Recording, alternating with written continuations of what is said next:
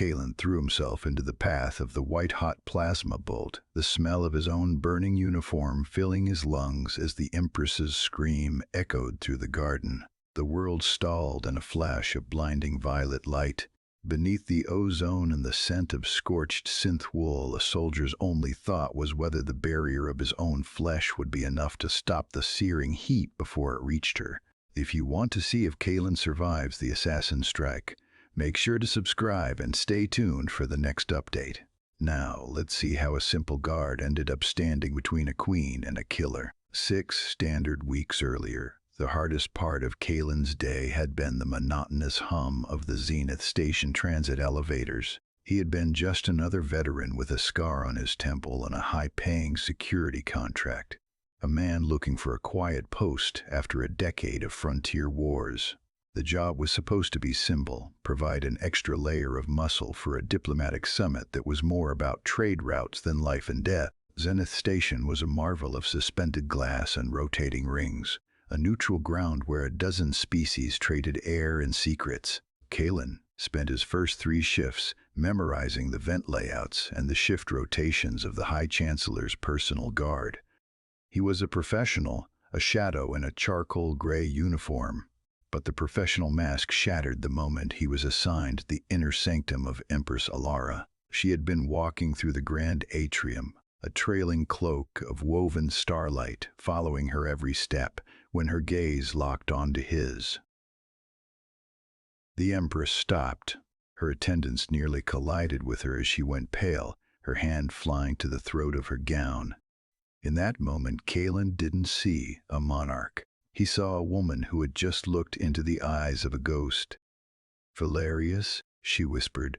The word was a plea, one that Kalen couldn't answer. He stood at attention, his face a stony mirror of the man she had lost 20 years ago. To the station's archives, he was just a human with a peculiar genetic drift. To Alara, he was the resurrection of her late husband. Later that evening, the reassignment orders came through. Kalen was no longer a perimeter guard, he was the Empress's personal shadow. He was moved to the royal quarters, a place of soft lights and the heavy, sweet scent of bioluminescent flora. And the silence was the heaviest thing of all. During his first night on watch, she approached him in the private gardens. She carried a single glowing blue flower, its petals pulsing with a soft, rhythmic light. Alara explained that Valerius had loved these blooms, finding a strange peace in their fragile glow. Kalen watched the way her fingers trembled against the stem. He realized then that he wasn't just protecting her life. He was being used as a bandage for a wound that had never closed. He was a physical double, a walking memory that made the Empress feel a little less alone in a station full of vipers. Would you have stayed in that room, knowing you were only valued for a dead man's face? I'd love to hear your thoughts on Kalen's choice. The interspecies summit grew more fractured by the hour. While the diplomats argued over mineral rights, Kalen noticed the shifts in the High Chancellor's demeanor. Malachor was too calm. He watched the Empress with a predatory patience that made the hair on Kalen's neck stand up. The veteran guard began scanning the crowds not for weapons but for intent. The garden reception was a sea of shimmering silks and low, rhythmic music. But for Kalen, the air felt thick with static. He stood a half step behind Empress Alara, his hand resting near the maglock of his sidearm. He watched the High Chancellor. Malachor was laughing at the edge of the fountain, yet his eyes remained fixed on the balcony above. A glint of light, a subtle movement in the shadows of the hanging vines. Kalen didn't wait for the logic to catch up with his instinct. He saw the long, matte black barrel of a Krell injector rifle emerge from the foliage. The assassin didn't aim for the head, they aimed for the heart, and then the garden exploded. Violet light tore through the air, but Kalen was already moving. He felt the impact like a physical punch to the chest, a wall of heat that turned the world white. The bolt hit his shoulder, melting the reinforced plating of his armor and tearing the skin beneath. He hit the stone floor, his body a shield, while the Empress's scream tore through the panic. He survived, but the recovery was a blur of regenerative tanks and the constant haunting presence of Alara.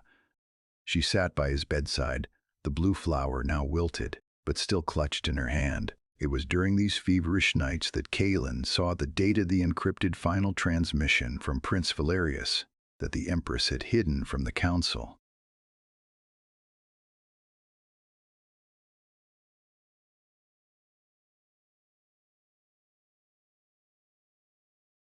The prince wasn't dead. He was being held in the void. 8 days after he was cleared for combat, Kaelin stood on the bridge of a stolen long-range interceptor. His shoulder was a map of raw, pink scar tissue, but his grip on the flight stick was steady. They dived into the Mao, a crushing gravity well that guarded an ancient archivist station, a place where time was a suggestion and the laws of physics were a memory. Inside the station, the air tasted like ozone and ancient dust. Rows of stasis pods stretched into the darkness, glowing with a faint, sickly green light. They found him in the deepest tier. Prince Valerius looked exactly like the man in the portraits, and exactly like the man staring at him through the glass of the pod. "Wake him," Kaelin commanded, his voice echoing in the hollow chamber. But the station had its own sentinels. Automated drones, spindly and lethal, dropped from the ceiling. Kaelin planted his feet, his rifle humming as he took the center of the hall. He was the barrier. He was the ghost fighting for the living. He held the line while the medics worked the release codes, his vision narrowing to the flicker of muzzle flashes and the sparks of metal on metal. He was the last one out before the gravity well collapsed the station into a singularity. The return to Zenith was not the triumph Alara had dreamed of. High Chancellor Malachor was dragged away in chains, his decades of betrayal finally laid bare by the survivors Kaelin had pulled from the dark. But as the Empress ran into the arms of the man who shared Kaelin's face, the guard stepped back. He watched the way Valerius looked at her with a love that spanned 20 years of silence. Kaelin felt a sharp, hollow ache, the realization that he was a bridge that had served its purpose. He was the reminder that was no longer needed. In the quiet of the royal garden, Alara found him one last time. She didn't offer a crown or a place at her side.